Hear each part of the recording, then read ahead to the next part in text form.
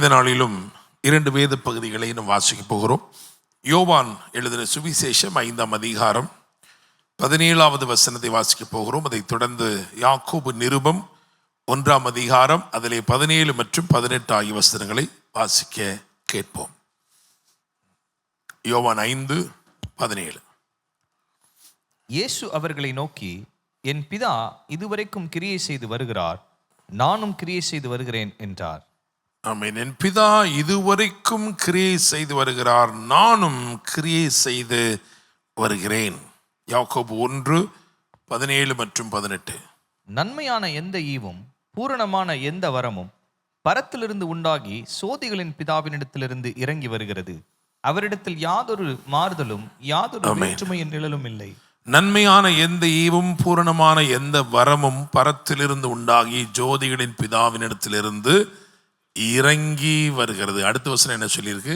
அவர் சித்தம் கொண்டு தம்முடைய சிருஷ்டிகளில் நாம் முதற் பலன்களாவதற்கு நம்மை சத்திய வசனத்தினாலே ஜனிப்பித்தார். அல்லேலூயா. ஆமென். நாம் முதற் பலன்களாவதற்கு நம்மை சத்திய வசனத்தினாலே ஜனிப்பித்தார். இந்த நாளில் இந்த செய்திக்கு என்ன தலைப்பு கொடுத்திருக்கிறோம் என்று சொன்னால், பூரணப்படுத்தும் பரலோக ஈவு. பூரணப்படுத்தும் பரலோக ஈவு. ஆண்டவராய் இயேசு கிறிஸ்து எப்படிப்பட்டவராய் இருக்கிறார் அப்படின்னு சொன்னா, அவர் பரலோகத்திலிருந்து இறங்கி வந்தவர், ஜோதிகளின் பிதாவினிடத்திலிருந்து இறங்கி வந்தவர். அதனாலதான் வேதம் சொல்கிறது, உலகத்திலே வந்து எந்த மனுஷனையும் பிரகாசிப்பிக்கிற மெய்யான ஒளியாக இருக்கிறார்.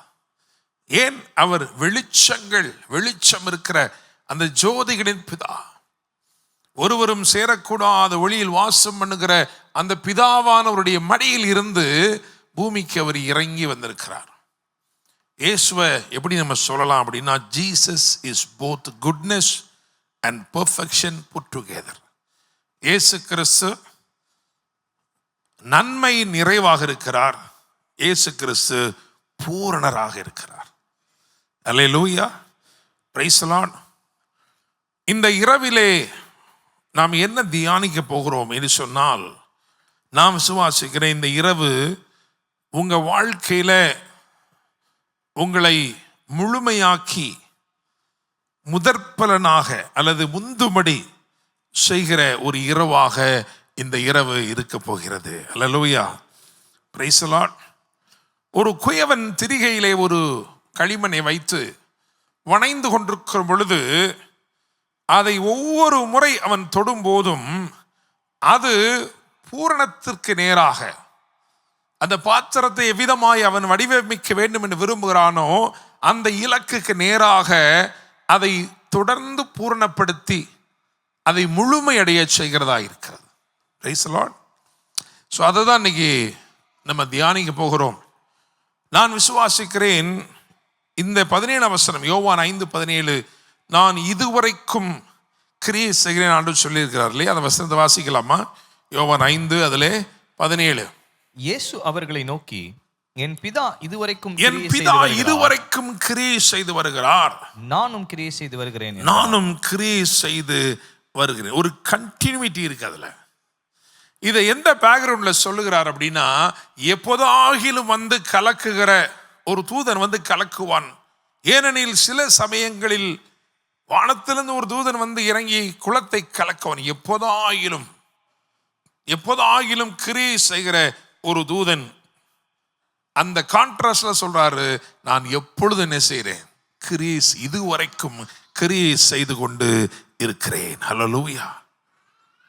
நம்முடைய ஆண்டவர் இளைப்படையாதவர், சோர்ந்து போகாதவர் என்று வேதம் சொல்கிறது. நான் உங்களை பார்த்து சொல்கிறேன், இந்த இரவிலும் அவர் உங்களுக்காக ஏதோ ஒரு கிரியையை அவர் செய்து கொண்டிருக்கிறார். ஹல்லேலூயா, பிரைஸ் தி லார்ட்.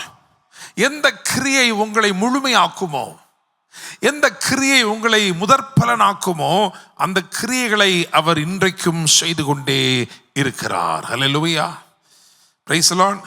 இந்த 5ஆம் அதிகாரம் முதல் வசனத்தை வாசிக்க கேட்போம். யோவான் 5 அதிலே முதல் 2 வசனங்கள். இவைகளுக்கு பின்பு யூதருடைய பண்டிகை ஒன்று வந்தது. அப்பொழுது இயேசு எருசலேமுக்கு போனார்.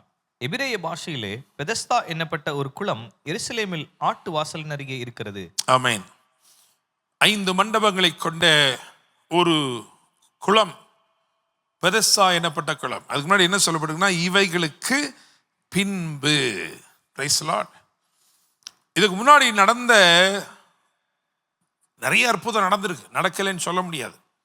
ஏன்னா 4ஆம் அதிகாரத்தில் இல்லை 2ஆம் அதிகாரத்தில் கூட பார்த்தீங்கன்னா, யோவான் 2ஆம் அதிகாரத்திலேயே பார்த்தீங்கன்னா 23ஆம் வசனத்தில், பஸ்கா பண்டிகையிலே அவர் எருசலேமில் இருக்கையில் அவர் செய்த அற்புதங்களை அநேகர் கண்டு என்று எழுதியிருக்கிறது. ஆனால் இந்த 4ஆம் அதிகாரத்தின் கடைசியில் பார்த்தீங்கன்னா இது அவர் செய்த 2ஆம் அற்புதம் என்று எழுதியிருக்கும். அது என்ன அப்படின்னா, கலிலேயாவிலே அவர் செய்த 2வது அற்புதம். கலிலேயாவிலே அவர் செய்த முதல் அற்புதம், கானா ஒரு கல்யாண வீட்டிலே தண்ணீரை திராட்சை ரசமாய் மாற்றினார். அதே கலிலேயாவிலே அவர் செய்த 2வது அற்புதம் தான் இங்கே எழுதப்பட்டிருக்கிறது. Price the Lord. ஸோ முதல் அற்புதத்திலே உங்களுக்கு தெரியும், அந்த அற்புதத்திலே ஆண்டவர் நிறம் மாற்றினார், அப்படிதானே? முதல் அற்புதத்தில் நிறம் மாற்றினார். 2வது கலிலேயாவில் நடந்த அற்புதத்திலே ஜுரம் மாற்றினார், அப்படிதானே? 3வது இங்கே சொல்லப்பட்டதுல கரம் வெளிப்பட்டிருக்கிறது. அதனாலதான் கிரியை, எப்பொழுதும் கிரியை செய்து கொண்டிருக்கிறார். சரி, இந்த 2வது வசனத்துல இங்க போட்டிருக்கு பார்த்தீங்களா? அதாவது எபிரேய பாஷையிலே பெதஸ்தா எனப்பட்ட ஒரு குளம் எருசலேமிலே ஆட்டு வாசலின் அருகே, அப்படிதானே? ஆட்டு வாசலின் அருகே இருக்கிறது. நம்ம இதை நிறைய தடவை சொல்லியிருக்கோம். ஆனாலும் இந்த நாளிலே அதை விசேஷப்படுத்தி, அதில் ஒரு ரொம்ப முக்கியமான ஒரு குறிப்பு இருக்கு, அதை விசேஷப்படுத்தி சொல்ல நான் விரும்புகிறேன். பழைய ஏற்பாட்டில் மோசே காலத்தில் ஆண்டவர் ஒரு பிரமாணத்தை சொன்னார். என்ன பிரமாணம் சொன்னார் என்று சொன்னால், 3 முக்கியமான பண்டிகைகள் அதை அனுசரிக்கும்படிக்கு இஸ்ரவேலில் இருக்கிற எல்லா ஆண் மக்களும் அவங்க எங்க இருந்தாலும் அவர்கள் கடந்து வர வேண்டும், எருசலேமுக்கு வர வேண்டும். அப்படி அவர்கள் எருசலேமுக்கு வருகிற பட்சத்திலே பலி செலுத்த அவர்கள் அங்கிருந்து ஆடுகளை கொண்டு வர வேண்டாம். அந்த ஆடுகளை அங்கேயே விற்று பணமுடிப்பாக்கி அந்த பணத்தை கொண்டு வந்து இந்த ஆட்டு வாசல், 12 வாசல்கள், ஒரு வாசலுக்கு பேரு ஆட்டு வாசல், அந்த ஆட்டு வாசலின் அருகே ஒரு வியாபாரம் நடக்கிறது. என்ன வியாபாரம்? அங்க எத்தனை ஆடை பலி செலுத்தணும்னு நினைச்சிருந்தானோ அந்த ஆட்டை ஆடாவே கொண்டு வராம அதை பணமுடிப்பாக்கி ஒரு டிரான்சாக்ஷன் நடந்து அதை கொண்டு வந்து இங்கே அந்த பணத்தை கொடுத்து அதற்கு ஏற்ற ஆடுகளை, 5 ஆடு நாங்கள் வித்திருக்கிறேன், 5 ஆடு இங்கே எனக்கு கொடுங்க, காரணம் நான் பலி செலுத்த வேண்டும். அப்ப இதுல ரொம்ப முக்கியமான ஒரு காரியத்தை கவனிக்கணும். ஏன் அப்படின்னா, பழைய ஏற்பாட்டில் பலி செலுத்தும்படிக்கு ஆடுகளை குறித்து வேதம் பேசும் பொழுது அங்கே 1 வயதான ஆடு, அப்படிதானே, 3 வயதான ஆடு, இப்படிலாம் பேசும் பொழுது ஒரு பதம் பயன்படுத்தப்பட்டிருக்கு. என்ன தெரியுமா? பழுதற்ற. Praise God. காரணம், இந்த பலி பொருளுக்கு இவன் பார்வையில நல்லா தானே இருக்கு ஆடுன்னா மட்டும் பத்தாது, ஆசாரியன் அதை நிராகரித்து விடக்கூடாது. ஆசாரியன் சோதித்து பார்ப்பான், எல்லாம் கரெக்டா இருக்கா, இந்த ஆடு பலிக்கு உகந்ததா ஏற்றதா என்று பரிசோதித்து பார்த்து அது பூரணமாக இருந்தால் மாத்திரமே, பழுதொன்றும் இல்லாமல் இருந்தால் மாத்திரமே அதை பலிக்கு என்ன செய்வான் தெரியுமா? ஏற்றுக்கொள்ளுவான். Praise the lord. ஆமென். அப்ப யோவான் திவ்ய வாசகனாக இருந்து இது 2ஐயும் சேர்க்கிறதுக்குள்ள நோக்கம் என்னவென்று நீங்கள் புரிந்து கொள்ள வேண்டும். என்ன நோக்கம்? அவர் என்ன சொல்ல வராரு? இந்த இடத்துல தான்ப்பா பழுது இல்லாத ஆடுகள் தான் இங்கே வர வேண்டும். ஏன்னா பழுது இல்லாத ஆடு தான் உள்ள போக முடியும். நமக்கு தெரியும், ஒரே ஒரு ஆடு, பழுதே இல்லாத ஒரே ஒரு ஆடு இயேசு கிறிஸ்து. அவர் நமக்காக என்ன பண்ணியிருக்கிறாரு? அந்த பாதையில் உள்ள வாலண்டியரா உள்ளவே இருக்கிறார். மற்ற ஆடுகள்லாம் பழுதே இல்லைன்னா கூட தரத்தரன்னு யாராவது என்ன செய்யணும், அதை இழுத்துட்டு தான் போகணும்.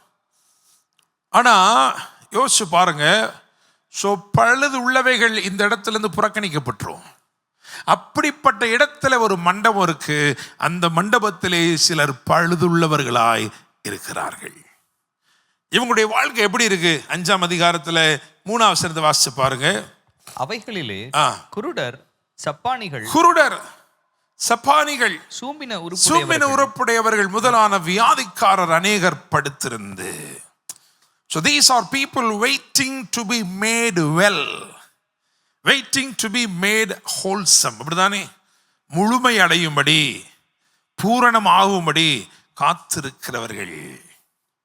குருடர்னு சொல்லும் பொழுது அவங்களுக்கு மற்ற எல்லாமே ஓகே தான், ஆனா பார்க்க வேண்டியதை அவங்களால பார்க்க முடியல. சப்பானி என்று சொல்லுகிறவனுக்கு நல்ல பார்வை இருக்கு. அவன் எதை பார்க்கணுமோ, எந்த இலக்கை பார்க்க வேண்டுமோ அதை துல்லியமாய் பார்க்கக்கூடியவன், ஆனால் அதை அடையக்கூடாதவனாக இருக்கிறான். Praise the Lord. சூம்பின உறுப்புடையவன், ஒருவேளை ஒரு கை சரியில்லைன்னு வச்சுக்கிடுங்களேன், அவன் எப்படிப்பட்டவனா இருக்கிறான்?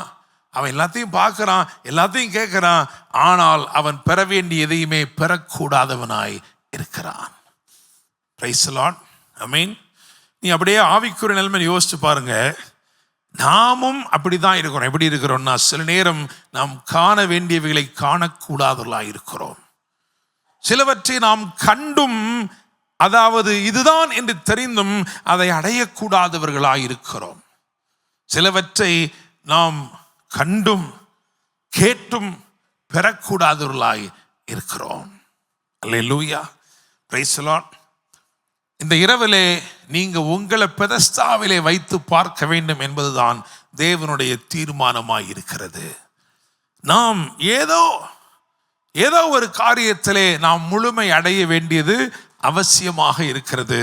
இந்த இரவிலே ஆண்டவர் சொல்லுகிறார், உனக்காகவே பழுதே இல்லாத ஒரு ஆடாக இயேசு வந்திருக்கிறபடினாலே நிச்சயமாக நம்முடைய வாழ்க்கையில் இருக்கிற எந்த குறைகளாக இருந்தாலும், குறைபாடுகளாக இருந்தாலும், எந்த பழுதாக இருந்தாலும் அவைகளை இந்த நாளிலே அவர் அகற்ற, அவைகளை மாற்ற உண்மையுள்ள தேவனாக இருக்கிறார். Praise the lord. ஆமென். நீங்க காணக்கூடாததா இருக்கலாம், அடையக்கூடாததா இருக்கலாம், அல்லது பெறக்கூடாததா இருக்கலாம். அவைகளை இந்த இரவிலே ஆண்டவர் மாற்றும்படி விரும்புகிறார். அல்லேலூயா. Praise the lord. நான் பஸ்கா, அதாவது இந்த பெதஸ்தா என்னும் இந்த இடத்தை உடைய சில பிரமாணங்களை நான் எழுதி வைத்தேன். இப்படிதான் இருந்திருக்கு. பெதஸ்தாவின் இடத்துல இப்படிதான் என்ன இருந்திருக்கு, எழுதப்படாத பிரமாணங்கள் இப்படிலாம் இருந்திருக்கு. நான் சொல்றேன், நீங்க நிச்சயமா ஆமோதிப்பீங்க. நம்பர் 1 என்ன அப்படின்னா, பெதஸ்தாவில் இருக்கிறவர்கள் மௌனமாகத்தான், அமைதியாக தான் காத்திருக்கணும். அப்படிதானே? ஏன்?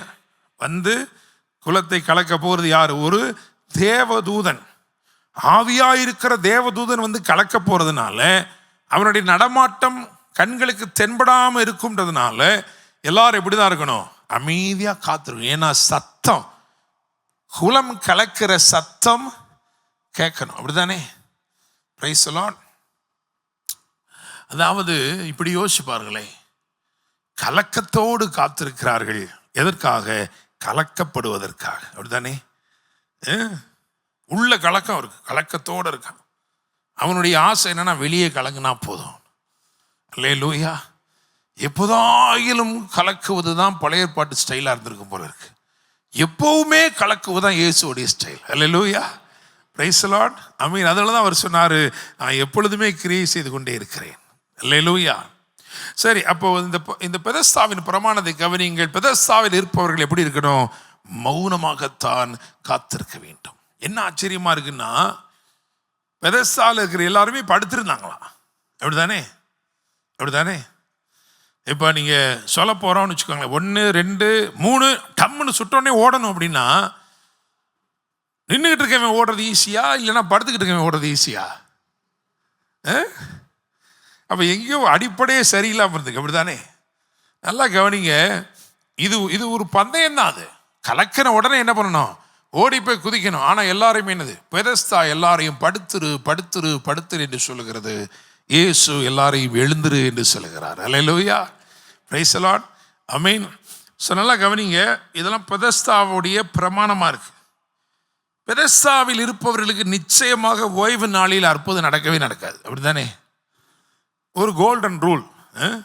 என்னதான் சொல்லுங்க, தேவதூதன் தானே வரணும், தேவதூதன் எப்படிங்க ஓய்வு நாளில் வருவார்? ஓய்வு நாளில் தேவனே ஓய்ந்திருக்கிறாரு. அவர் தேவதூதன் மட்டும் என்ன பண்ண முடியும்? ஆன் டியூட்டின்னு வர முடியுமா? முடியாதுங்க. அதெல்லாம் நடக்கவே நடக்காது. ஏன் இதெல்லாம் நான் வரிசைப்படுத்துகிறேன்னா, இந்த பிரமாணங்களை எல்லாம் இயேசு உடைத்தார். அல்லேலூயா. உங்க வாழ்க்கையில நீங்க சில கட்டுப்பாடுகளை ஏற்று கொடுப்பாங்க. இங்க இருக்கிறான்னா இதெல்லாம் சம்மதிச்சு தானே இருக்கிறான், அப்படித்தானே? அதெல்லாம் நான் மட்டும் பேசிட்டே இருப்பேன்னு சொல்ல முடியுமாவே? இல்லை. அப்ப நம்முடைய வாழ்க்கையிலே நாம் இருக்கும் இடத்திலே சில காரியங்களை சம்மதித்து தான் இருக்கிறோம். சரி, என்ன பண்றது? ஆனா அதை உடைக்கிறார் இந்த இரவுல ஆண்டவர். அல்லேலூயா, பிரைஸ் தி லார்ட். வேறு வழியே இல்லை பாஸ்டர், 1000 1001 நான் என்ன செய்றேன்? அப்படியே இருக்கிறேன். என்ன பண்ண சொல்றீங்க? அந்த நிலைமையில் இயேசு அற்புதங்களை செய்ய போகிறார். அல்லேலூயா, பிரைஸ் தி லார்ட். இன்னும் பாருங்க, பெதஸ்தாவிலே ஒரு தூதன் அந்த கலக்கும் சமயத்தில், தூதன் வந்து கலக்கிறான்னு வச்சுக்கிறோமே, கலக்கிறான் அப்படின்னு வச்சுக்கிறோமே, முந்தி குதிக்கிற ஒரே ஒருத்தர் தான் சுகம் கிடைக்கும், அப்படித்தானே? ஆமாவா இல்லையா? நம்மளை மாதிரி ஆறுதல் பரிசெல்லாம் செய்ய முடியாது. ஆறுதல் பரிசு சரி பரவாயில்ல, என்னங்க அவ்வளோ நாள் ஓடி கொஞ்சம் தான் அந்த அவன் காலை வைக்கிறது கூட இவன் கையை வச்சுட்டாங்க, கொஞ்சம் பார்த்து இதாக பண்ணுங்க, ஒன்றும் செய்ய முடியாது. ஒரு ஆளுக்கு தான் ஒரு நேரம். ஆனால் இயேசு ஒரே நேரத்தில் 10 குஷ்டரோகிகளுக்கு சுகம் கொடுத்தார். Hallelujah, praise the lord, amen. So பாருங்க, தூதன் வருகிறான்றது சூப்பர் நேச்சுரலாகவே பேசப்பட்டிருக்கிற போதிலும் அவனால் ஒரே ஒரு ஆளுக்கு தான் என்ன பண்ண முடிஞ்சு? சுகத்தை கொடுக்க முடிஞ்சு. இன்னும் நான் சொல்றேன் பாருங்களேன், அதாவது பெதஸ்தாவில் அந்த குளத்தில் ஒருத்தர் எவ்வளவு முந்தி இறங்கினாலும் அவர் ரெண்டாவதாக தான் இறங்க முடியும், அப்படித்தானே? ஏன்? முதல்ல தூதன் இறங்கணும்ல. ஸோ எவ்வளோ போட்டி போட்டாலும் அவரால் என்னதான் வர முடியும்? ரெண்டாவதாக தான் வர முடியும். இயேசு அதை மாற்றினார். இயேசு என்ன பண்ணாருன்னா, நான் அற்புதம் செய்கிறேன், நீ ஃபர்ஸ்ட் வருவ, ஏஞ்சலோட இடத்தை நீ எடுத்துருவப்பா, அப்படி சொன்னார் ஆண்டவர். அல்லேலூயா, பிரைஸ் தி லார்ட், ஆமென். சரி, அடுத்து பார்த்தீங்கன்னா, பெதஸ்தாவிலே உள்ளவர்களுக்கு கொண்டு போய் விடுகிறவருடைய ஒத்தாசை தேவை, அப்படிதானே? என்னதான் இருந்தாலும் நாம் பலவீனம் தான் பாருங்களேன். அதனால எனக்கு யார் தேவை? முழுமையா இருக்கிற ஒருத்தருடைய ஒத்தாசை தேவைப்படுது. இயேசு அதையும் மாற்றினார். அல்லேலூயா, பிரைஸ் தி லார்ட், ஆமென். இன்னும் சொல்ல போனா கடைசியா என்ன சொல்லலாம்னா, பெதஸ்தாவில் யாரு சொஸ்தமானாலும் அந்த படுக்கை அங்கதான் இருக்கும், அப்படிதானே? படுக்கையும் சேர்த்துக்கிட்டு போக முடியுமா? அது அங்கதான் இருக்கும். ஆனா ஒரே ஒருத்தனுக்கு அற்புதம் எப்படி நினைச்சு தெரியுமா? இயேசு எழுந்துரு, உன் படுக்கையும் எடுத்துக்கொண்டு. இந்த மனுஷனை குறித்து பேசலாம். நம்ம யோவான் 5ஆம் அதிகாரம் அதில் 5வது வசனத்தை வாசிக்க கேட்போம். யோவான் 5 அதில் 5. 38 வருஷம் வியாதி கொண்டிருந்த ஒரு மனுஷன் அங்கே இருந்தான். ஆமென். அவனை பத்தி நான் ஒரு 4 காரியங்கள் எழுதி வச்சிருக்கேன். அவனுடைய பிரச்சனை நம்பர் 1 என்ன அப்படின்னா, டிசீஸ், அவனுடைய பலவீனம், அவனுடைய வியாதி. இந்த பெதஸ்தா இப்பொழுது இவனுடைய முகவரியாக இருக்கிறது சொன்னால் அதற்கு முழு காரணம் என்ன தெரியுமா? அவனுடைய பலவீனம், அவனுடைய வியாதி, டிசீஸ் மட்டும்தான் அவனுடைய பிரச்சனையா? கான்ஃப்ளிக்ட்ஸ் அவனுடைய பிரச்சனை. அவனுக்கு எதோடலாம் பிரச்சனை, எதெல்லாம் அவனுக்கு பிரச்சனை? டிசீஸ் மட்டும் கிடையாது. 2வது என்ன தெரியுமா? டிலே அவனுடைய பிரச்சனை. சும்மா கொஞ்சம் நஞ்சம் இல்லை. 38 வருஷமாய் வியாதி கொண்டிருந்த ஒருவன் அங்கே இருந்தான். இயேசு மட்டும் வரலன்னா என்ன சொல்லிக்கலாம் தெரியுமா? அவர் அங்க போனாருங்க, அங்க அவ்வளவுதான், அங்கேயே கடைசி வரைக்கும் என்ன பண்ணிட்டாரு? இருந்துட்டாரு. Delay was another problem that he was facing. இந்த இரவு உங்களை பார்த்து நான் சொல்லுகிறேன், உங்க வாழ்க்கையில ஏதாயிலும் தாமதங்கள், தொடர் தாமதங்கள் என்று சொல்லலாம், தொடர் தாமதங்கள் இருக்கும் என்றால் இந்த இரவு ஆண்டவர் அவைகளை மாற்றும்படிக்கு விரும்புகிறார். Praise the lord. 3வதாக டிசீஸ், டிலே. அதை தொடர்ந்து 3வது என்ன தெரியுமா? டிஃபீட். He was defeated. ஒவ்வொரு முறையும் அவன் சொல்லுகிறான், நாம் போகிறதுக்குள்ளே வேறொருவன் என்னை முந்தி போய்விட, எனக்கு முந்திராங்க. somebody overtakes me. வேறொருத்தன் எனக்கு முன்னாடி போயிடுறான். அப்படி என்றால் தொடர் தாங்கள் மாத்திரமல்ல, தொடர் தோல்விகளையும் சந்தித்து கொண்டிருக்கிறான். தொடர்ந்து தோல்விகள். அது மாத்திரமல்ல, டிப்ரெஷன் வாஸ் ஆல்சோ ப்ராப்ளம். ஏன்னா அவன் சொல்றான், நிறைய பேர் இருக்கிறாங்க இங்க, ஆனா எனக்கு யாருமே இல்லை. வியாதிக்கார அநேகர் படுத்திருக்கிறார்கள், ஆனால் என்னை கொண்டு போவதற்கு எனக்கு யாருமே இல்லை. Praise the Lord. அது மட்டும் இல்லாமல் இந்த நாள் தான் அவனுடைய பிரச்சனை. அது மட்டும் இல்லாமல் பார்த்தீங்கன்னா, நான் என்ன போட்டிருக்கேன்னா, he was having conflicts with 4 people. 4 பேரோட அவனுக்கு பிரச்சனை இருக்கு. அந்த 4 பேருடைய பிரச்சனை, முதல் யாரோட தெரியுமா அவனுக்கு பிரச்சனை? கலக்க வந்த தேவதூதன். அவன் நினைப்பான், என்ன நினைப்பான்? எப்பா, ஒரு மனுஷன் இல்லையே, ஒரு தேவதூதன் தானே கலக்க வர்றது. அப்படி வரும்பொழுதே என்னை கொஞ்சம் லபக்குன்னு இழுத்து தள்ளி விட்டுறான்ல உள்ளுக்குள்ள, இல்லையா? இல்லைன்னா அட்லீஸ்ட் நான் அந்த என்னைக்கு குளம் பக்கத்தில் உட்காந்துருக்கேன் அன்னைக்கு பார்த்து என்ன பண்ணிக்கலாம், வந்திருக்கலாம்ல. So he had conflict with the angel. அங்கே வருகிற தேவதூதனோடும் அவனுக்கு முரண்பாடு, பிரச்சனை இருக்கு. அவன் நினைச்சிட்டு இருப்பான், எந்த தேவதூதன் இவ்வளோ வருஷமா வந்தாலும் என்னை கைவிட்டுறானே, ஒரு தடவை கூட என்னை நினைக்கலையே. அடுத்தபடி அவனுக்கு யாரோட பிரச்சனை இருக்குன்னு யோசிச்சு பார்க்குறேன். அங்கே 2வது யாருன்னா, கொண்டு போய் விடுகிறவன். அப்படித்தானே, கொண்டு போய் விடுகிறவன். நிறைய பேரோட லைஃப்ல பாருங்க, it is not that there is no opportunity for them. There is an opportunity and they are aware of the opportunity, but the problem is that they don't have somebody to connect them with the opportunity. ஒரு வாய்ப்பு இருக்குங்க, ஆமாங்க, வெளிநாட்டுக்கு போனால் நல்லா வந்துடலாங்க, எனக்கு தெரியுங்க, ஆனால் என்னை கொண்டு போறதுக்கு யாருமே இல்லையே. எனக்கு நல்லா தெரியும், படிச்சா ரொம்ப நல்லா வந்துடலாம், ஆனா என்னை சரியா படிப்புல நடத்துறதுக்கு யாருமே இல்லையே. கொண்டு போய் விடுகிறவன் இல்லை, அது ஒரு பிரச்சனை அவனுக்கு. That's a conflict. இத்தனை வருஷமா அங்க இருக்கிறான், ஆனா அவனை கொண்டு போய் விடுகிறதுக்கு மற்றவங்களுக்கு கிடைச்ச வாய்ப்பு அவனுக்கு என்ன செய்யல, கிடைக்கல. 3வது அவனுக்கு யாரோட கான்ஃப்ளிக்ட் இருக்கு அப்படின்னா, முந்துகிறவன். அப்படிதானே? ஏப்பா, உனக்கே நியாயமா இல்லையா? நீ வந்து 2 வாரம் தான் ஆச்சு, ஆனால் நானும் 38 வருஷமா உட்காந்துருக்கேன். இங்கே இருக்கிற அவ்வளோ பெரிய வீட்டு அட்ரஸ், ஃபோன் நம்பர் எல்லாமே எனக்கு தெரியும். ஆனால் நீ வந்தே 2 வாரம் தான் ஆச்சு, ஆனால் நீ எனக்கு முந்தி போகலாமா? உன்னோட சீனியர் அண்ணாச்சி இருக்கிறேன், நீ என்ன செஞ்சுருக்கணும்? சரி, இந்த ஒரு தடவை அண்ணாச்சி போட்டுன்னு விட்டுக்கலாம்ல. அப்படிதானே? இவன் பார்க்க எத்தனை பேர் என்ன பண்ணுறாங்க அவனை முந்தி. he has a conflict with them. அவனுக்கு ஒரு பிரச்சனை. அது அவன் சொல்கிறான், நான் ஏன்னா they are stealing my opportunity. அப்படிதானே? நான் தாங்க போடலாம், இந்த ஏரியா நல்லா இருக்கு, இங்கே ஒரு கோழி கடை போடலாம், இல்லை ஒரு டீ கடை போடலாம்னு நினச்சிக்கிட்டு இருக்கேன். ஒருத்தன் வந்து என்ன பண்ணிடுறான், எனக்கு முன்னாடி வந்து டீ கடையை போட்டு போயிட்டான். என்ன பண்ணுறது? So conflict, constant conflict with somebody who competes. என்னை முந்தி செல்கிறவனோட எனக்கு என்ன இருக்கு, பிரச்சனை இருக்கு. பெப்சி தெரியுமா? பெப்சி. கொக்கோ கோலா தெரியுமா? தெரியாதா? 2 ஒரே வீட்டுக்காரவங்க, அண்ணன் தம்பி. அவன் நினைச்சான், இங்க பாரு, நம்ம ஒரு ப்ராடக்டை கொண்டு போய் உலகமெல்லாம் அதை கொண்டு போனோம்னா அது பெறுகிற வெற்றியை விட இது 2ஆ கொண்டு போனோம்னு வச்சுக்கோ, பெப்சியா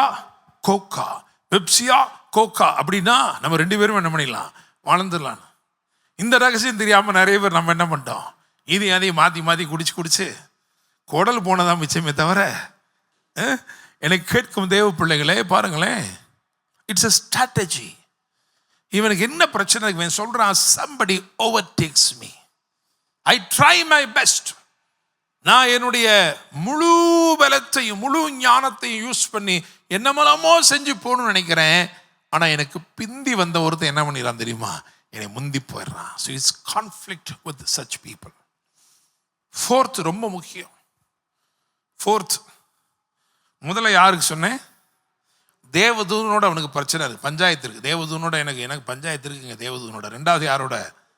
கொண்டு போறவனோட. அது என்னங்க, எல்லாரையும் அவரையும் தான் கொண்டு போறா, என்னை ஒரு நாள் கூட கொண்டு போக மாட்டாரா? 3வது முந்தி போறவனோட. மனச்சாட்சி இல்லாம முந்தி போலாமா? சத்தம் போட்டுக்கிட்டே இருக்கு, ஏப்பா கொஞ்சம் இருப்பா, நீ அடுத்த வாரம் வரலாம் பண்ற, அதுக்குள்ள என்ன பண்ணிடலாம், போய் விழுந்துறானே. கான்ஃப்ளிக்ட். 4வது ரொம்ப முக்கியமானது என்ன தெரியுமா? He had conflict with himself. நிறைய நேரங்களில் நம்முடைய அற்புதம் தாமதமாக இருக்கும், தடையாக இருக்கும். காரணம் என்ன தெரியுமா? You have conflict with your self. உங்களுக்கே உங்களை என்ன செய்யலை, பிடிக்கல. உங்களுக்கே உங்களை பிடிக்கல. நீங்களே உங்களை ரெண்டு எக்ஸ்ட்ரீம் இருக்கு. ஒன்று உங்களை ரொம்ப பிடிச்சிருது, அப்படிதானே? அப்படிதான் என்ன வந்துடுது, பெருமைன்னு ஒன்று வந்துடுது. அப்போ நம்மளை மாதிரி யாரும் கிடையாதுப்பா, மதுரையில் தமிழ்நாட்டிலையும் நம்மளை மாதிரி யாரும் கிடையாது. தட்ஸ் அ ப்ராப்ளம், அப்படிதானே? இல்லைன்னா என்ன ஆயிடுது, ஐயோ எனக்கு மட்டுமே ஒன்றுமே இல்லையே, ஆண்டவர் என்னை மறந்துடுவாருங்க, என்னை நினைக்கவே மாட்டாருங்க, நான் என்னங்க பண்றது? So conflict with your self. இந்த நாளில் ஆண்டவர் எல்லாத்தையும் குணமாக்க விரும்புகிறார். இதுக்கு பேர் தான் இன்னர் ஹீலிங். உங்களுக்கு உள்ள இருந்து உங்களுக்கு சுகத்தை ஆண்டவர் என்ன செய்ய விரும்புகிறார், கொண்டு வர விரும்புகிறார். அல்லேலூயா. ஒருவேளை இப்படிப்பட்ட எல்லாமே என் லைஃப்ல இருக்கு, அல்லது ஏதோ ஒன்று இந்த நாளில் இருக்கு அப்படின்னு சொன்னா, இந்த இரவு கர்த்தர் உங்களை தேடி வரும் இரவாக இருக்கிறது. அல்லேலூயா. Praise the lord. அநேக வியாதிக்காரர்கள் இருந்தது உண்மைதான், ஆனால் இயேசு ஒரே ஒருவனை தேடி வந்தார். ஏன்னா he was the most dejected person with lot of past failures. கடந்த கால தோல்விகள்னா இவருக்கு தான் நிறைய இருக்கு. அங்க இருந்த எல்லாரோட இவருக்கு தான் என்ன இருக்கு, நிறைய தோல்விகள் இருக்கு. இந்த இரவிலே ஆண்டவர் சொல்லுகிறார், உன் வாழ்க்கையில் இருக்கிற தொடர் தாமதங்கள், தொடர் தோல்விகள், அவைகளை மாற்றும்படி இயேசு வந்திருக்கிறார். ஹல்லேலூயா. Praise the lord. ஆமென். அவர் ஒருவருக்கும் காத்திருக்கிறவர் அல்ல. அவர் தூதனுக்கும் காத்திருக்கல, யாருக்கும் காத்திருக்கல. அவர் சரியாக என்னைக்கு அற்புதமே நடக்காதுன்னு இருக்குமோ, பிரமாணம் இருக்குமோ, அன்னைக்கு இயேசு என்ன பண்ணாரு, அற்புதத்தை செய்தார்.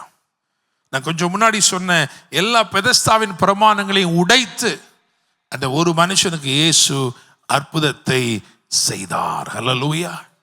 Price the lord. விசுவாசிக்கிறீங்களா? இந்த இரவு ஆண்டவர் உங்க வாழ்க்கையில அற்புதத்தை நிச்சயமா செய்ய விரும்புகிறார்.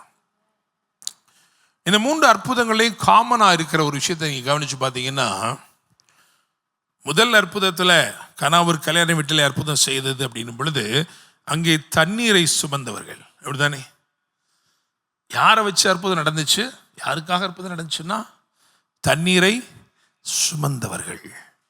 ஏன்னா தண்ணீரை மொண்ட வேலைக்காரருக்கு தெரியுமே அன்றி வேறு ஒருவருக்கும் தெரியாது. அப்ப தண்ணீரை சுமந்தவர்கள், அவங்க நிமித்தமா ஆண்டவர் அற்புதம் செய்தார். சுமந்தவர்களுக்கு எங்கேருந்து தண்ணி வந்துச்சுன்னு தெரியும், ஆனால் அந்த தண்ணீர் எப்படி திராட்சமாய் மாறினது என்கிற வகை அவங்களுக்கு தெரியாது. ஆனாலும் சுமந்தவர்கள், தண்ணீரை சுமந்தவர்கள்.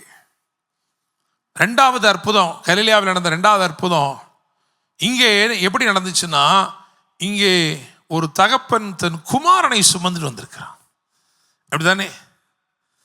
எந்த அளவுக்குன்னா, ஆண்டவர் பார்க்கும்போது ஆண்டவருக்கு நல்லா தெரியுது, ஐயோ சுமந்துருக்கிறான்ப்பா, சுமந்துட்டு வந்திருக்கிறான். இவன் மகன் அங்கே வீட்டில் விட்டுட்டு வரல, மகன் என்ன பண்ணிருக்கான், தன் இருதயத்திலே சுமந்து கொண்டு வந்திருக்கிறான். அவனுக்கும் இயேசு அற்புதத்தை செய்தார். தண்ணீரை சுமந்தவன், தன் குமாரனை சுமந்தவன். 3வது யார் தெரியுமா? இவன் தன்னையே சுமந்துகிட்டு இருக்கிறான். He is carrying himself for the past 38+ years. இந்த இரவு ஆண்டவர் என்ன சொல்ல தெரியுமா? இங்கே உட்கார்ந்திருக்கிற தேவ பிள்ளையே, நீ எதை சுமந்து கொண்டிருக்கிறாய்? உன் இருதயம் எது நிமித்தமாய் பாரப்பட்டிருக்கிறது?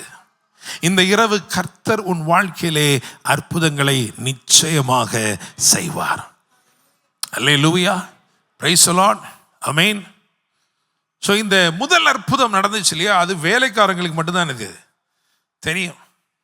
2வது அற்புதம் அந்த வீட்டுக்காரவங்களுக்கெல்லாம் தெரியும், அப்படிதானே? ஏன்னா வீட்டார் அனைவரோடும் விசுவாசித்தான். 3வது அற்புதம் ஊருக்கே தெரியும். நான் விசுவாசிக்கிறேன், அவர் தமது கரத்தை வெளிப்படுத்தும் காலகட்டத்திற்குள்ளே நீங்களும் நானும் வந்திருக்கிறோம். Hallelujah. Praise the lord. Amen. இந்த முதல் அற்புதத்தில் ஒரு பெரிய டிரான்ஸ்ஃபர்மேஷன் நடக்குது, ஒரு பெரிய டிரான்ஸ்ஃபர்மேஷன். வார்த்தை என்ன பண்ணிச்சு அப்படின்னா, ஒரு மறுரூபத்தை ஏற்படுத்தினது. அவருடைய வார்த்தை தான் ஏன்னா நம்ம வாசித்தோம் யாக்கோபு 1 அதிலே 18 என்ன சொல்லியிருக்கு? யாக்கோபு 1:18, அவர் சித்தம் கொண்டு தம்முடைய சிருஷ்டிகளில் நாம் முதற் பலன்களாய் இருப்பதற்கு நம்மை சத்திய வசனத்தினாலே ஜனிப்பித்தார். முதற் பலன்கள் ஆக்குகிறார். எப்படி? சத்திய வசனம் உங்களை முதன்மையாக்குகிறார். நீங்க முந்துபடி செய்கிறார். எப்படி? சத்திய வசனத்தின் நிமித்தமாய். கானா ஒரு கல்யாண வீட்டிலே வார்த்தை, அந்த வார்த்தை ஒரு உருமாற்றத்தை, ஒரு நிறமாற்றத்தை கொண்டு வந்தது. டிரான்ஸ்ஃபர்மேஷன். அல்லேலூயா. ரெண்டாவது, இந்த வார்த்தை என்ன பண்ணுச்சு அப்படின்னா, இது வந்து முந்துகிற வார்த்தையாக. முதலாவது அருளப்பட்ட வார்த்தை மாற்றங்களை கொண்டு வருகிற வார்த்தை, அது மகிமை வெளிப்படுத்தினது. இரண்டாவது வார்த்தை முந்துகிற வார்த்தையாக. அப்பா போறதுக்கு முன்னாடி வார்த்தை என்ன பண்ணிருச்சு? போயிருச்சு. முந்துகிற வார்த்தை. இன்னைக்கு இரவுல நீங்க இங்க இருந்து உங்க வீட்டுக்கு போறதுக்கு முன்னாடி இந்த வார்த்தை என்ன பண்ணிரும்? முந்தி போய் அற்புதங்களை செய்யும். முந்துகிற வார்த்தை மறுவாழ்வை அருளினது. ஹல்லேலூயா. ஆமென். அதுல நான் ஒரு பாயிண்ட் இன்னைக்கு நான் தியானிச்சேன், ரொம்ப ஆச்சரியமா இருந்தது. இப்போ உங்களுக்கு ஒரு பிரச்சனை வருதுன்னு வச்சுக்கிறோமே, அதான் பிசிக்கலா நான் சொல்றேன். ஒரு சிக்னஸ் வருதுன்னா அதோடைய அறிகுறியா என்ன இருக்கும்? அதோடைய அறிகுறியா என்ன இருக்கும்? ஒருத்தர் டைஃபாய்டு வந்துருச்சு அல்லது ஜாண்டிஸ் வந்துருச்சு, அதோடைய அறிகுறியா என்ன இருக்கும்? ஃபீவர் சொல்லிட்டார், மெடிக்கல் ஃபீல்ட்ல இருக்காரு. என்னது? ஃபீவர். அப்ப ஜுரம் என்று சொல்வது it is only a sign of some big problem. அப்படிதானே? ஏதோ ஒரு பிரச்சனை. நீங்க காய்ச்சல் வந்துச்சு பாஸ்டர், நான் பாட்ட ஒரு மாத்திரை கால் போல போட்டேன், டோலோவை போட்டேன் பாஸ்டர், அப்படியே போயிருச்சு. அது ஒன்றும் பிரச்சனை இல்லை. நான் 4 நாளா டோலோ போட்டு ஒன்றும் ஆக மாட்டேங்குது, இறங்க மாட்டேங்குதுன்னா அப்புறம் என்ன ஆயிடும் நமக்கு? ஆஹா, அப்ப இந்த காய்ச்சலுக்கு பின்னாடி வேற என்னமோ ஒரு கூச்சல் இருக்கு. அப்படிதானே? ஆமாவா இல்லையா? அல்லேலூயா. So fever is only a sign, a symptom. இவன் வந்து சொல்றான், தகப்பன் சொல்றான், என் குமாரன் மரண அவஸ்தையாய் இருக்கிறான். என் குமாரன் மரண அவஸ்தை. ஏன் இதை இன்னைக்கு பிரசங்கம் பண்ண தெரியுமா? இந்த ஆளை உங்களுக்கு தெரியணும். நீங்களும் நான் ஆராதிக்கிற இயேசுவின் வார்த்தை எவ்வளவு வல்லமை உள்ளது என்பதை நீங்கள் புரிந்து கொள்ள வேண்டும். Hallelujah. Praise the lord. Amen. அவன் சொல்றான் மரண அவஸ்தையாய் இருக்கிறான். So it is not a fever. It is not just a fever. அப்படிதானே? ஃபீவரா தெரிஞ்சிருக்கு, ஆனா ஃபீவரை விட டீப்பரான ஒரு பிரச்சனை இருக்குன்னு தகப்பனுக்கே தெரியுது. இந்த காய்ச்சல் விட்டப்பனா என்ன ஆயிரும்? ஆளையே கொன்றும். மரண தருவாயில் இருக்கிற மகன் அவனுக்கு தான் வந்து கேட்கிறான். அப்ப இயேசு இவன் இருதயத்தில் இவ்வளவா அந்த மகனை சுமந்து வந்திருக்கிறானேன்னு பார்த்துட்டு இயேசு சொன்னாரு, உன் குமாரன் பிழைத்திருப்பான், நீ போகலாம்னு சொன்னார். வேதம் சொல்லுகிறது, அவன் அந்த வார்த்தையை நம்பி அப்படியே போனானா. போகும்பொழுது எதிர்கொண்டு வருகிறார்கள் வேலைக்காரர்கள், ஊழியக்காரர்கள் வராங்க எதிர்கொண்டு. அவங்ககிட்ட கேட்குறான். அவங்க சொல்றாங்க, உங்க மனு சரியா போச்சுங்க. உடனே கேட்குறான், எப்போ சரியாச்சுன்னு. உடனே அவங்க சொல்றாங்க, நேற்று இந்த நேரத்தில் ஜுரம் நீங்கிட்டு. அப்படிதானே? அப்படிதானே இருக்கு. ஜுரம் விட்டது. அப்படிதானே? ஜுரம் விட்டது. ஜுரம் அவனை விட்டது. எந்த நேரம்னு பார்த்தா, இயேசு எப்ப சொன்னாரோ அந்த நேரத்துல ஜுரம் விட்டது அப்படின்னு சொன்னா, அவர் அந்த வார்த்தையை சொல்ல தொடங்கினார். பார்த்தீங்களா? அப்பயே ப்ராப்ளம் சரியாயிருச்சு. அல்லேலூயா. புரியுதா உங்களுக்கு? அல்லேலூயா. இதே டாக்டர் கொடுத்துருந்தாருன்னா சொல்லுவாரு, கொஞ்சம் கொஞ்சமா படிப்படியா சரியாயிரும். அப்படியே வந்து ஒரு 4 days மட்டும் ஃபீவர் மட்டும் இருக்கும். அப்படி இல்லைங்க. இவர் சொல்ல தொடங்கும் போதே அந்த மரண தருவாய், அந்த பிரச்சனை அடங்கி அவர் வாயில இருந்து அந்த வார்த்தை வந்து விழுந்த உடனே காய்ச்சல் என்ன ஆயிடுச்சு? Entire symptom was gone. Everything settled. Praise the lord. அப்ப இயேசுடைய வார்த்தைக்கு எவ்வளவு வல்லமையும் அதிகாரமும் இருக்கிறது. Hallelujah. Praise the lord. Amen. So முதல் வார்த்தை, அவர் சொன்ன வார்த்தை ஒரு உருமாற்றத்தை கொண்டு வந்தது, மகிமை வெளிப்படுத்தினது. ரெண்டாவது வார்த்தை என்ன பண்ணு தெரியுமா? முந்தி போய் ஒரு மறுவாழ்வை ஏற்படுத்தினது. முதல் வார்த்தை மகிமையை வெளிப்படுத்தினது, இரண்டாவது வார்த்தை மறுவாழ்வை அருளினது, மூணாவது வார்த்தை என்ன பண்ணுச்சு தெரியுமா? அவனை பலப்படுத்தி, empowered him. பலப்படுத்தி இருக்க அந்த வார்த்தை. நமக்கு தெரியும் அவனுக்குள்ள விருப்பமே என்னன்னு, விருப்பமே கிடையாது, விருப்பமே போயிருச்சு. ஆனா அவர் அவனோட பேச ஆரம்பித்த அந்த வார்த்தை அவனுக்குள் விருப்பத்தை சிருஷ்டித்து விசுவாசத்தை வர்த்திக்க செய்து அவனுக்கு சர்வாங்க சுகத்தை அருளும்படி அவனை பலப்படுத்தி இருக்கு. empowered. Praise the Lord. Amen. அதனால் என்னாச்சு தெரியுமா? முழுமை அடைந்து முதற் பலனாகிவிட்டான். அல்லேலூயா. Praise the Lord. கர்த்தருடைய வார்த்தையினால் மகிமை வெளிப்படும். கர்த்தருடைய வார்த்தையினால் மறுவாழ்வு கிடைக்கும். கர்த்தருடைய வார்த்தையினாலே நீங்கள் முழுமை அடைந்து முதற் பலன்களாவீர்கள். Praise the Lord. Amen. பெதஸ்தாவில் இருந்து என்னைக்குமே நடக்காத அந்த ஓய்வு நாளிலே முந்திக்கொண்ட ஒரே ஒரு மனுஷன் இவன் தான். தேவதூன் வந்த போது நான் ஏற்கனவே சொன்னேன், தேவதூன் வந்து கலக்கினா கூட ரெண்டாவது ஆளா தான் உள்ள இறங்க முடியும். ஆனா இயேசு அவனை முதன்மையாக்கினார். விசுவாசிக்கிறீங்களா? இந்த இரவு உங்களுடைய சூழ்நிலை எனக்கு தெரியாது, ஆனா நீங்க உங்களை பெதஸ்தாவுக்கு உட்படுத்தி பார்ப்பீர்கள் சொல்ல. பெதஸ்தானா கருணையின் இல்லம், அவ்வளவுதானே. ஹவுஸ் ஆஃப் மெர்சி, சபை, அதை ஒப்பனையா சொல்லலாம். ஏன் அப்படின்னா இதில் 5 மண்டபங்கள் இருக்கிறது, சபையில் 5 பிரதான ஊழியங்கள் இருக்கிறது, அப்படிதானே.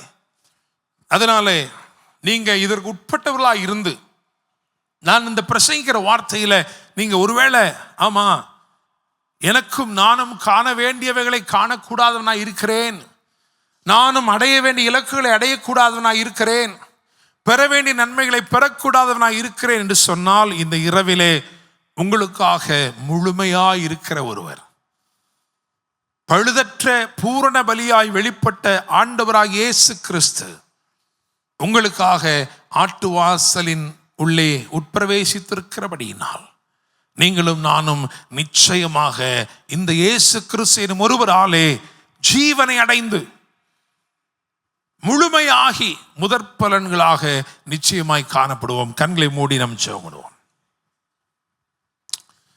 Praise the Lord. Hallelujah.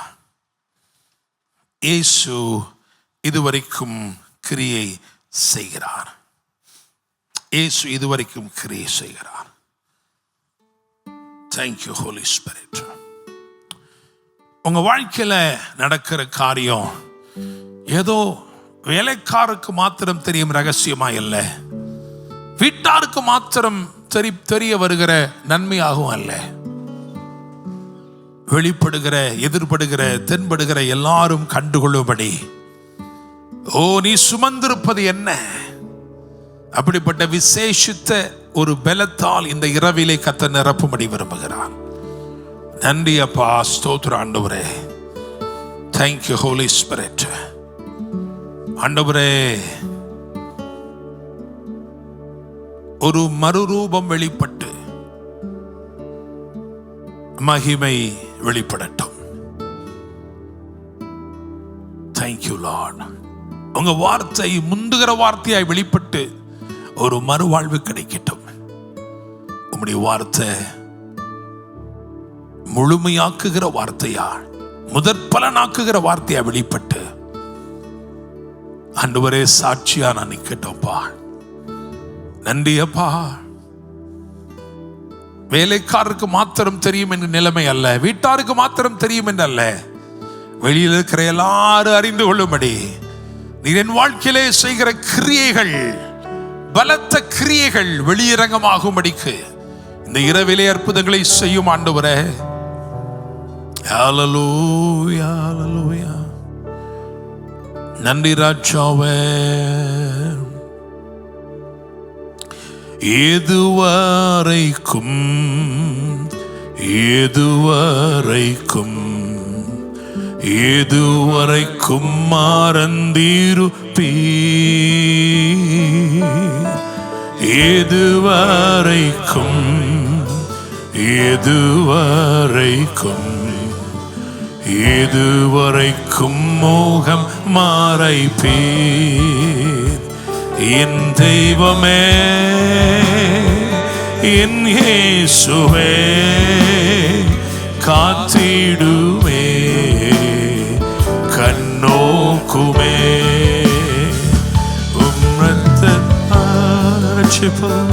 கழி கூறுவே நன்மை காயும்மை பாடிடுவே இதுவரைக்கும் இதுவரைக்கும் இதுவரைக்கும் மோகம் மாறைப்பீ இதுவரைக்கும் இதுவரைக்கும் இதுவரைக்கும் மறந்திருப்பீ என் தெய்வமே என் இயேசுவே காத்திடுவே கண்ணோக்குமே ரட்சிப்பில் கழி கூறுவே நன்மை காயும்மை பாடிடுவே என் தெய்வமே என் இயேசுவே காத்திடுமே கண்ணோக்குமே ரட்சிப்பில் கழி கூறுவே நன்மை காயும்மை. ஹல்லேலூயா. நன்றி அப்பா, நன்றி ராஜாவே.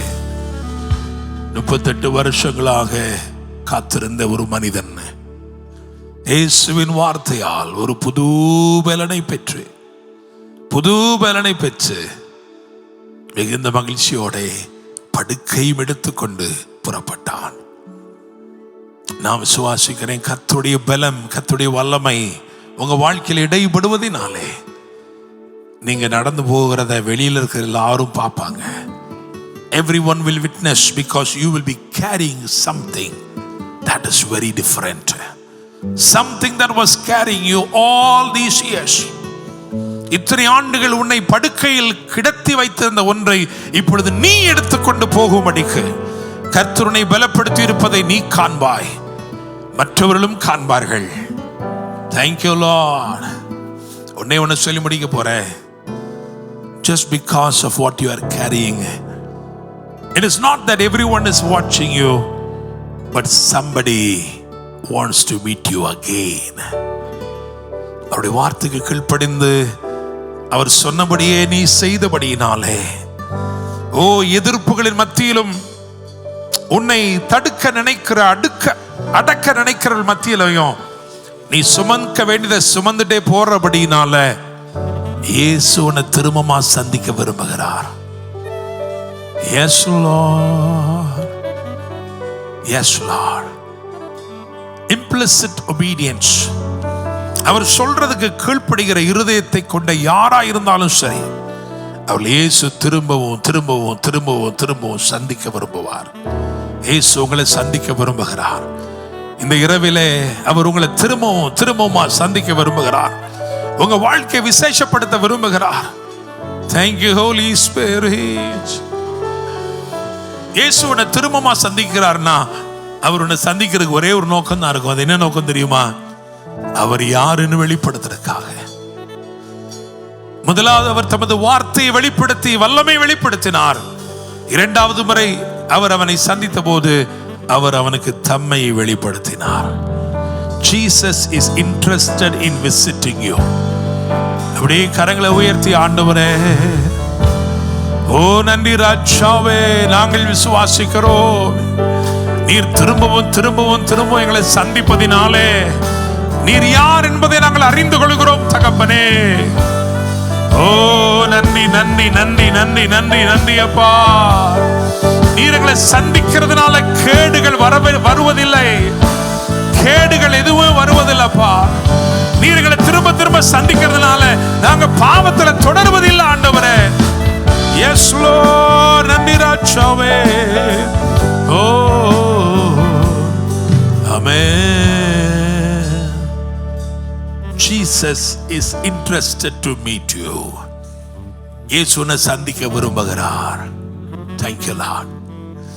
தேவாலயத்திலே இருந்த அவன், நான் விசுவாசிக்கிறேன், அவன் இருதயம் தேவனை தேடி இருக்கோம்.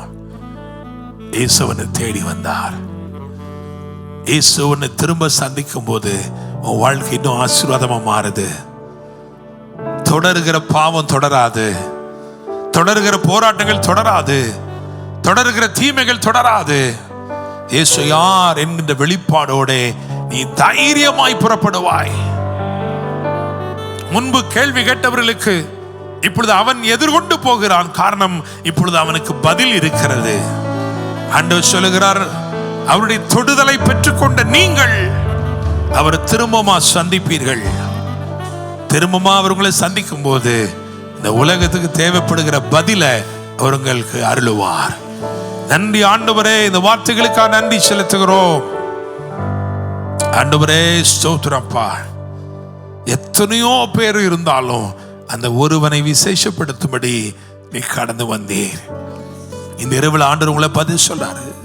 ஒருவேளை தொடர் தாமதங்கள், தொடர் தோல்விகள், நிராகரிப்புகள் என் வாழ்க்கையில் நிறைய இருந்திருக்கு. I am left uncared. ஒருவரும் எனக்கு கரிசனையா ஆறுதலா எதுவுமே சொல்லல, தனித்து விடப்பட்டுக்கிறேன்னு சொன்னா, இன்றைக்கு you are the pick for Jesus. இயேசுவால் தெரிந்து கொள்ளப்படுகிற இடத்துல நீங்க இருக்கிறீங்க. You are his choice. அவர் உங்களை தெரிந்து கொள்ள விரும்புகிறார்.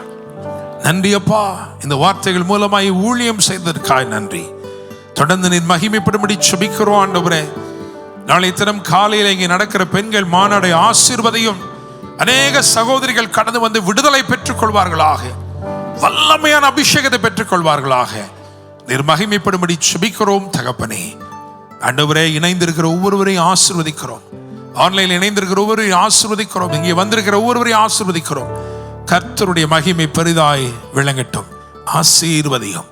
மீட்பெரும் இரட்சகருமான இயேசு கிறிஸ்துவின் நாமத்தில் ஜெபிக்கிறோம். ஜெபம் கேளும் ஜீவனுள்ள நல்ல தகப்பனே, ஆமென். என் ஆத்துமாவே கர்த்தரை ஸ்தோத்திரி, என் முழு உள்ளமே பரிசுத்த நாமத்தை ஸ்தோத்திரி. என் ஆத்துமாவே கர்த்தரை ஸ்தோத்திரி, கர்த்தர் செய்த சகல உபகாரங்களையும் மறவாதே.